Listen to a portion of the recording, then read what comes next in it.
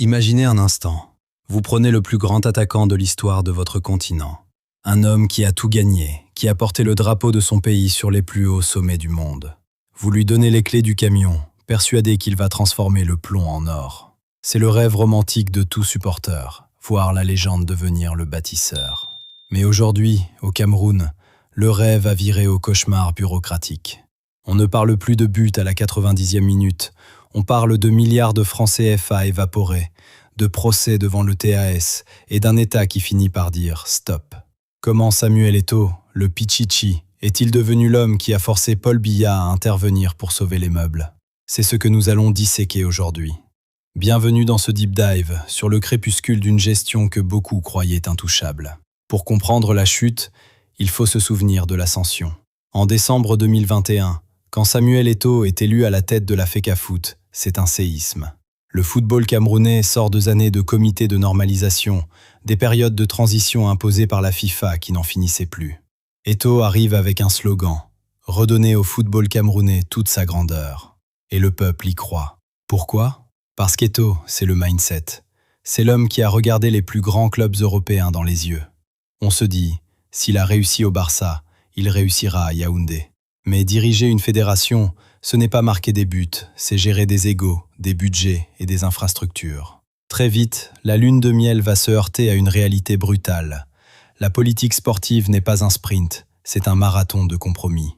Et la première erreur d'Eto'o a été de croire qu'il pouvait diriger une institution comme il gérait une surface de réparation, seul contre tous. C'est ici que le bât blesse. On appelle ça le leadership des têtes coupées. En management, on dirait un virage autoritaire. En football, on appelle ça une purge. Prenez le cas de Guibaï Gatama, un membre du comité exécutif qui demande simplement le respect des textes.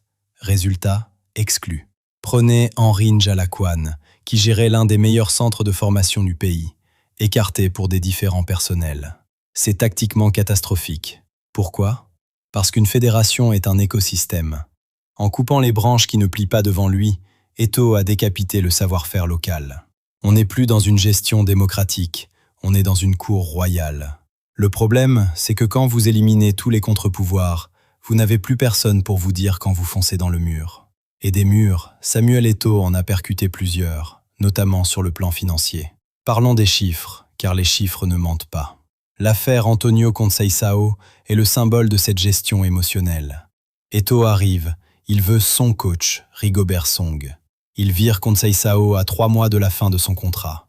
Résultat, le Cameroun est condamné par la FIFA à verser plus d'1 milliard de francs CFA d'indemnité. 1 milliard de fonds publics pour une impatience de 90 jours. Et que dire du dossier de l'équipementier?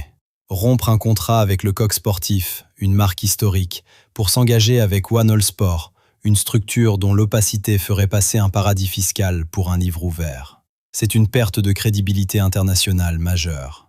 Quand vous traitez les contrats comme des simples suggestions, les partenaires sérieux s'enfuient. Le football camerounais est aujourd'hui une zone de risque pour les investisseurs, et c'est l'héritage direct de ces décisions unilatérales. Si au moins les résultats suivaient. Mais le terrain est le miroir de la gestion. La Coupe du Monde 2022, élimination au premier tour, malgré les promesses lunaires d'Eto'o qui voyaient le Cameroun en finale. La CAN 2023, une prestation indigente, sans fond de jeu.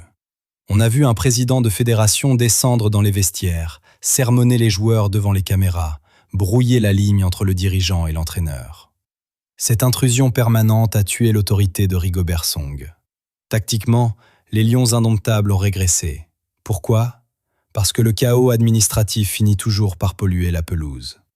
Quand les joueurs ne savent pas si leurs primes seront payées ou si leur équipementier sera encore là demain, ils ne peuvent pas se concentrer sur le pressing haut ou les transitions rapides. Le mindset de champion d'Eto'o s'est transformé en un narcissisme organisationnel qui paralyse les talents. Le point de rupture est arrivé quand l'État a dit assez. Au Cameroun, le football est une affaire d'État, une question de paix sociale. Quand Paul Biya déclare publiquement que « le peuple attend des résultats pour ses sacrifices », c'est le début de la fin pour l'autonomie d'Eto'o. Le ministère des Sports a repris la main sur la nomination du sélectionneur. C'est un désaveu historique. Jamais un président de la FECAFOOT n'avait eu autant de liberté, et jamais un président n'a autant échoué à la conserver. Eto'o a gaspillé sa souveraineté dans des querelles de clochers. Aujourd'hui, la FECAFOOT est une institution sous surveillance, une structure dont on a retiré les clés du camion parce que le conducteur roulait à contresens sur l'autoroute du professionnalisme. Alors, que restera-t-il de l'ère Eto'o? Une légende égratignée, un football local en ruine et une fédération endettée. La leçon est cruelle mais nécessaire. Le talent ne se transfère pas du pied au cerveau administratif. Diriger, c'est servir, pas se servir de l'institution pour son propre éclat. Le Cameroun va devoir reconstruire sur des cendres encore chaudes. Et nous, amateurs de football, nous devons nous demander quand arrêterons-nous de confondre la gloire d'hier avec la compétence d'aujourd'hui? Dites-moi en commentaire si vous pensez qu'Eto'o peut encore inverser la tendance ou si la page doit être définitivement tournée.